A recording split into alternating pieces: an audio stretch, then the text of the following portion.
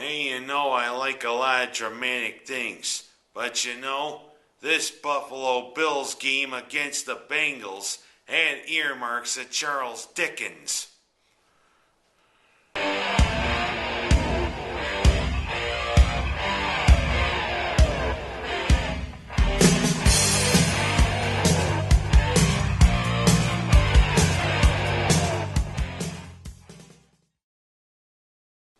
Yep, you heard me right in the intro.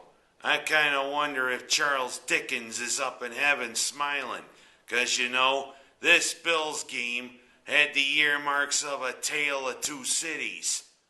'Tis a far, far better thing I do than I have ever done before. Goodbye! Doom, doom, doom, doom. Hey, that's the guillotine. That's exactly the way it was in the first half, Bills fans. Boy, Cincinnati seemed ready, or Ryan Fitzpatrick either stunk.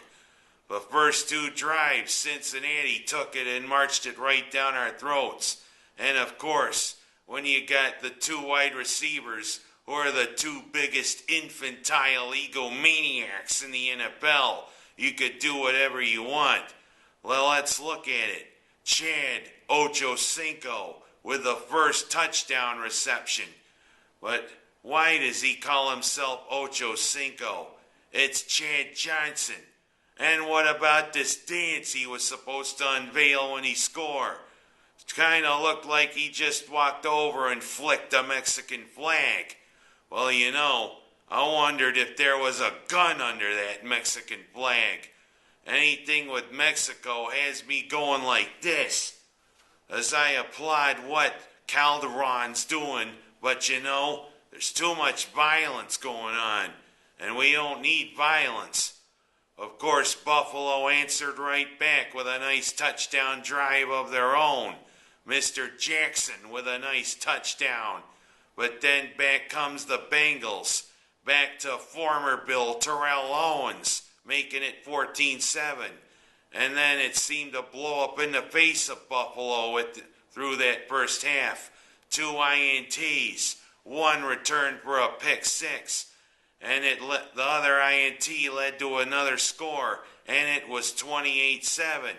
The roof seemed to be caving in on the Bills, and the sky seemed to be falling.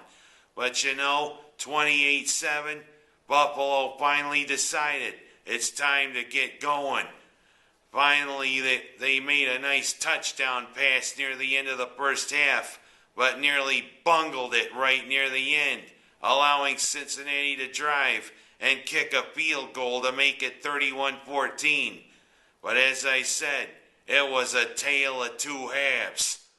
Back out come the Bills, and the Bills were ready. Buffalo has unveiled so far this year their secret weapon, a one-time little-known wide receiver out of Kentucky named Steve Johnson. He has become the go-to guy for Ryan Fitzpatrick and the Bills. 3 touchdown receptions in the second half. And Drayton Florence getting a nice bounce his way, scooping up a fumble and returning it 27 yards for another score. And boy, what has been going on with the defensive backs this year for the Bills? Buffalo, until Sunday, had only 2 interceptions, and none by the defensive backs. Cincinnati was ready to cut into the deficit, but then George Wilson, in an act of fate, stepped in and hijacked the ball. And I'm thinking, Buffalo finally got a defensive back to pick off the ball.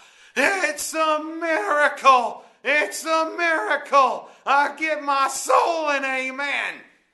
All right, enough with the Baptist minister thing. But Buffalo finally put it together and added a couple of nice late touchdowns there. Another one by Mr. Jackson on their way to a 49-31 defeat of the Bengals.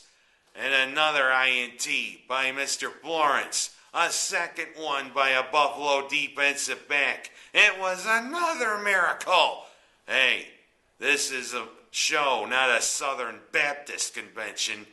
Although I wonder if Billy Graham is smiling down there in his home. Because, he's probably been the greatest advocate for religion that this country's known in the past century. Maybe he and his family and all the others gave the Bills a little divine intervention. We're now 2-8. But we got a big load coming up this weekend. It's the Steelers coming to Orchard Park. And over at Dewey's, there's going to be Steeler Nation. I'm pretty much going to be outnumbered going over to Dewey's if I go over there to watch the game. And by the way, at Dewey's this Sunday, bring a crock pot of your best chili. It's the chili cook-off this weekend at this Sunday for Dewey's. Bring a crock pot of your best chili and you could win a $50 bar tab. Come to Dewey's with your spicy and sassy chili. And let's hope Buffalo can string a third straight victory. But against Pittsburgh, it's going to be a tall order. Because, my brother may be among Steeler Nation. Oh, woe is me. Usually he doesn't come to Dewey's on Sunday, but we'll see. I'm Ken Haas. That's my story. And another victory. And 'tis a far, far better thing I do than I have ever done before.